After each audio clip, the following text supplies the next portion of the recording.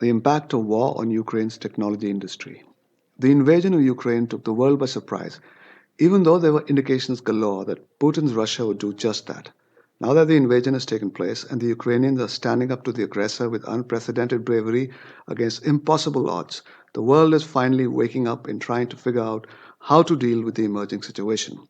There is an overwhelming realization that a message needs to be unequivocally sent that no nation in the world can feel that it is to their advantage to invade another country with the intention of occupying it. While the world learns to come up with the right kind of strategy to not only try and roll back the advance of the Russian armed forces into Ukraine, but to ensure that it never happens again, the Ukrainians are fighting for their right to exist on the streets of its cities. The human suffering apart, one of the many casualties of any war is the livelihoods and economy of a nation. Ukraine, which had a booming technology industry, has seen it come under siege, with the Ukrainian government departments being subject to data wiping malware in the lead up to the actual armed attack.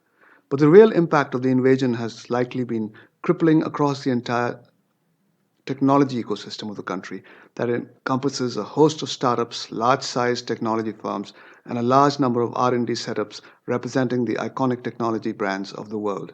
Like India, Ukraine is a major technology outsourcing destination, and this sector has been booming in the country with cities like Kiev, Dnipro, Lviv, and Kharkov leading the way in driving the growth. In fact, IT industry exports grew by as much as 20.4% in 2020, the pandemic year, to cross a figure of $20 billion.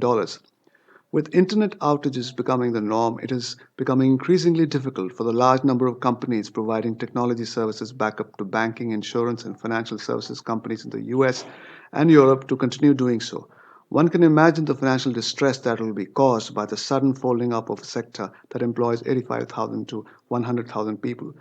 With many of the major global businesses looking at relocating their employees to relatively safer locations within Ukraine, how the situation eventually pans out depends upon how long the conflict drags on and in what manner it gets resolved.